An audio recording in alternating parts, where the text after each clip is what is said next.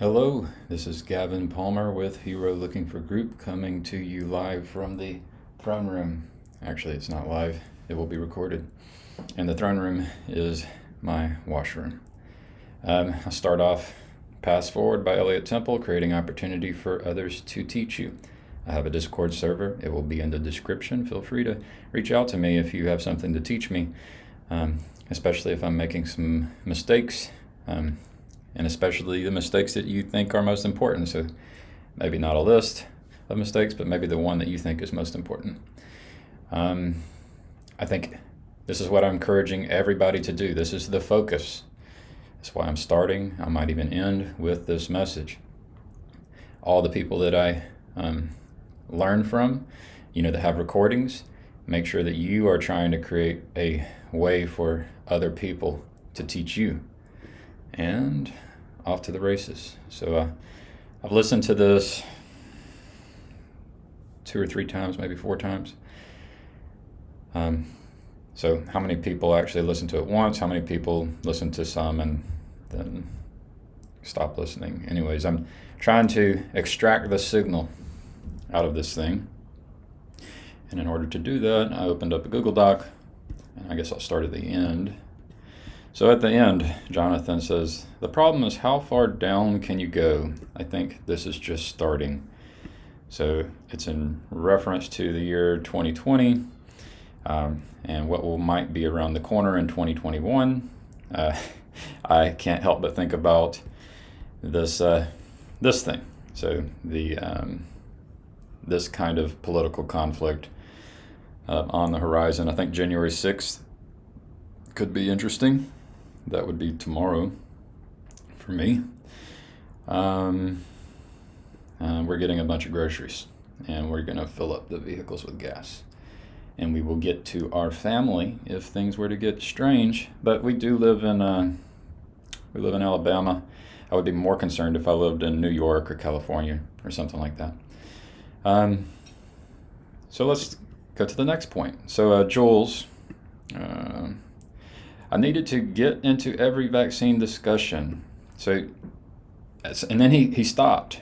But this is important to get into a vaccine discussion and have the conversation so that learning can happen. I actually had this conversation with my teammate in Pakistan, who is very smart, and he explained to me about the quote unquote vaccine, which after he explained it to me, I think it should be called gene therapy.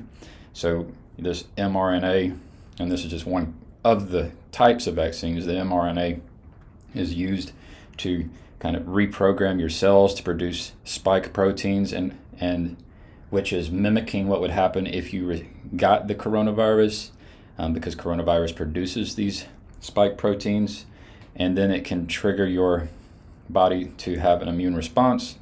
I think another key point is that your body's immunity would decrease over time, so you would have to do this again.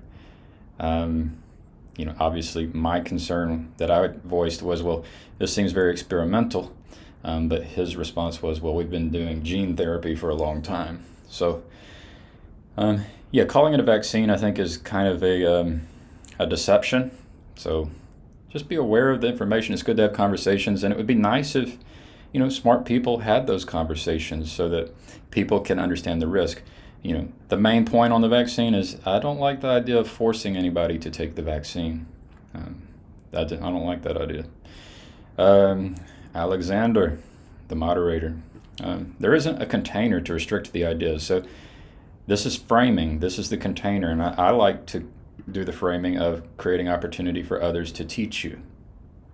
And I think this is like there is a reason I'm starting with this frame, because I believe it is kind of missing. It's even missing with these 3 people, to an extent. Like, everybody can get better at creating that opportunity to learn. Do you have Discord servers? If you have Twitter, I think Jonathan does not now, but Jules does.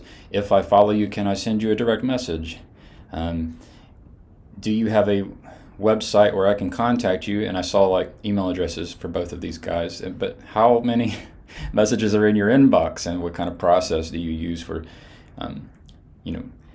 reading emails. So, and as you gain popularity, how will you handle that information that's coming in that you're receiving? So, and one way to handle that would be to find representatives who could help handle the volume of people trying to help. So there is improvements, and that's the frame. That's the frame I recommend. That's the container, is a willingness to learn. So Jonathan, it's difficult because someone who falls there is certain, and it is hard to break their mold because they have an aggressive certainty. Yeah. Creating your own path forward and creating that opportunity for others to teach you, the opportunity for you to learn, that's very important. And we can all do that in our lives, including you, Jonathan, right? So there may even be a certainty about you believing you're not part of that category, right? And the truth would be that we are all part of this category to some degree.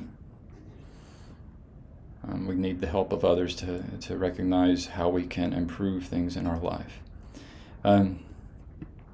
Jules, there are multiple ways of knowing and reading, but it gets collapsed into a single way of knowing. And I think he said the Bible here, reading the Bible, knowing and reading the Bible, but I think I removed it because it is an abstract, it is a good sentence on its own without reference to the thing that you are reading and knowing. And this is how creating those opportunities for other people to help you is necessary. And Jules also said, be careful with the dream mind. And I agree, that's the magical thinking. I think it's useful, but and I think he makes that point too. You shouldn't be a kind of person who just ignores the dream mind, but also be careful with it because there are other ways of being conscious, like rationality is valuable. We should use rationality as well. We shouldn't just deny other modes of thinking, modes of consciousness. We should try to, cultivate a space, an environment for multiple ways of thinking and multiple forms of consciousness working collaboratively and cooperatively. Let's see, Jonathan, we don't know where to look to find our information. Look to other people. We have to crowdsource. We have to build technology that allows the signal to rise above the noise. I have to mention it. Stack. When I write software, and I think a lot of people do it, we use stackoverflow.com. We ask a question, and there's answers. And these things, some of these answers have votes that are in the thousands of being upvoted. So ultimately there's questions and answers, and there's votes, and you end up with reputation as you participate. It's a pretty good system in general. I'm sure it can be improved, but I like this idea being incorporated into, elections and voting and in general the goal. The goal is where to look to find our information. We need to solve this problem, right? All right. I had to leave this in here. Begin discussion about politics and elections without any solutions. I just talked about a solution, right? Jonathan talks about the problem. And, we are part of the solution. We have to figure this solution out. And it's not just we as an individual. We need to be creating that opportunity for others to be able to teach us. And this is good. It is good for us to want to dig into the facts. Skepticism is good. Learn to be skeptical even of our own ideas. That's why we have this frame of creating opportunities to learn and for others to teach us. Jonathan mentions our need for security, and he is not totally satisfied with the answer of being agnostic. Yet, being agnostic and open, this is hard. You have to have a warrior mindset. I'm not talking to everyone when I say that. I'm talking to the people who want to be tough and who would not enjoy a life that is filled with peace and prosperity. There are people like me who need a challenge. And so being agnostic is right in that, being able to be skeptical and open your mind. That can be hard. Jonathan says very few people will have that capacity, but I would say those people are the ones that should be or could be most fit in, identifying the signal and the noise, you know. So don't just ignore it. We don't have to find a solution that everybody has to accept. We just have to identify people's strengths and weaknesses and find that opportunity for those to fit together with everyone else with different strengths and weaknesses so that we can organize effectively, solve this problem, this human resource problem. Jules, I had to leave this in here. A map with 6 people is not a map that is going to cover the cosmos. I find myself becoming more agnostic and more okay with saying I don't know. So I have to go to Elliot Temple because he definitely has this map, right? And I think he has a point. Obviously, there are lots of ideas missing. There's ideas that haven't been discovered yet. There's that nobody has discovered. There's ideas that other people have already discovered that we aren't aware of. Yeah, obviously. And you create your path forward. So Elliot Temple identified it, the path forward, so that you can learn, right? So that's what came out of this. Ideally, you want to create a model that is simple and useful. And here it is. This is the model, right? This is what I'm suggesting the model is. Maybe, and that stems from, maybe it stems from this epistemology, how to learn. And so, there is very useful. Like, that's the point. I'm trying to be practical, pragmatic. I want to know what actions to take. I want to be able to set goals and accomplish goals.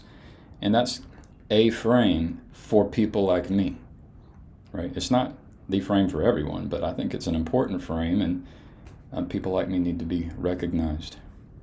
So, Jonathan, frames are inevitable. Yes. There are too many facts and we need to consolidate them. Yes. That's why we create like a keyword like focus, which is the word that summarizes all of Ellie Goldrat's theory of constraints, or the word like love, which is the word that summarizes Jesus's teachings. We need a frame that is bigger and has room for everything in it. And so, yeah, the word like focus and love are good words. It's good frames, and it's good to be able to have multiple frames, not just one. We don't want to collapse them all into one frame where we have this certainty that Jonathan Pageau talked about below. Jules talked about it as well. So, and then a good point. Political frames are problematic because you end up with an enemy that cannot be redeemed. So I would say political frames are problematic when you end up with an enemy that cannot be redeemed. Not because, but when. And I don't think he made that distinction. Alexander, are people looking to be free from the frames they are in? So that was the question that posed the response, frames are inevitable. And Alexander, he mentions he does things. It seems like he might be he tries to be a shaman, facilitate mind-altering experiences. He talked about having a structure by which these kind of strange, weird, mind-altering experiences can happen. And this is exactly what a person like Alexander or myself might say, because it is good. It's good for people to be able to, go into the unknown, be agnostic, without frames. And people who can do that are valuable. It's important to recognize those people and really try to allow them to help the signal rise above the noise. Jonathan, we can't agree on the frame, and now we have competing frames. This is a war that is very difficult to solve because we aren't disagreeing on the facts and we cannot see each other. And I heard the phrase culture war has been around for a while.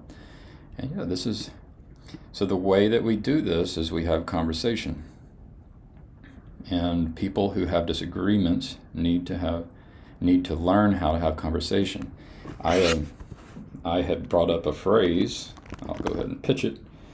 I brought up a phrase called Minerval Arts, and it's the counterpart to martial arts. And the idea is that there would be rules, and there could be a process by which individuals can, come into that arena with their ideologies and follow the rules in order to increase an awareness of other people's frames, and the key word there would be empathy, or even a more broad but better word is love, and that's what Jesus talked about. So we can't agree on the frame. So yeah, we need to have a space where we can have those conversations. And I pointed out, are you guys creating that opportunity for other people to teach you? You can do better. We can all do better. And the thing is, what you can do, like at one point I started a list of people that I tried to connect with who, you could call it a blacklist of people who, they talk like they are thinkers, but they actually don't want to engage in conversation. And so you have to keep that in mind. It's like, will these people have conversations with me?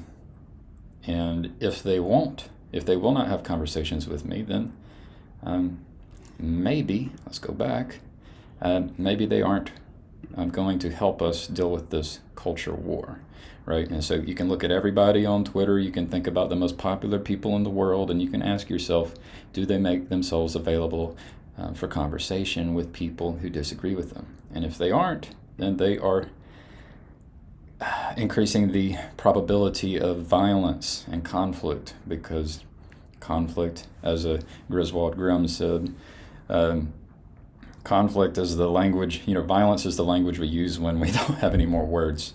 So I'm sure he has been influenced by other people who think similarly. And Jonathan, QAnon and wokeism have a communal part with a goal and something to achieve. Well, isn't that what we're trying to do as well? Right? The goal is sense making. The goal is creating a container by which you can have ideas. Like the container would be the rules by which competing ideas can come into interaction. And we don't know where to look to find our information. So this is the thing we're building. This is the goal that we're doing as a community, right? That's why if you're not willing to have a conversation with me, then you just, by default, you're following some rules, you're doing a process that doesn't allow you to be part of a community with me. And we want to build a community of people who have different ideas, different ideologies, but can participate in Minerval arts. And this is what triggered everything. Do you guys see wokeism, QAnon, and conspirituality as religion or something else? So this is what I condensed it down into. Here's the first version. Actually, this was the second version. You can't even see the first version, but I have a lot of notes. And I will be posting this as a comment to the video. So I definitely appreciate your attention. And I will end with paths forward, creating opportunity for others to teach you. You can look in the description to join my Discord server. Go ahead. If you want to be part of the community with me, just get in touch. You can you can subscribe. But the Discord server is a good way to be notified whenever I have new content. So I appreciate your attention, and I will hopefully talk to you later if I can manage another day. I only say that because of Don Juan and the idea that death is always nearby. So we don't know how long we will live. I could collapse right now, and it would be the end. So that's the warrior mindset. All right, have a good one.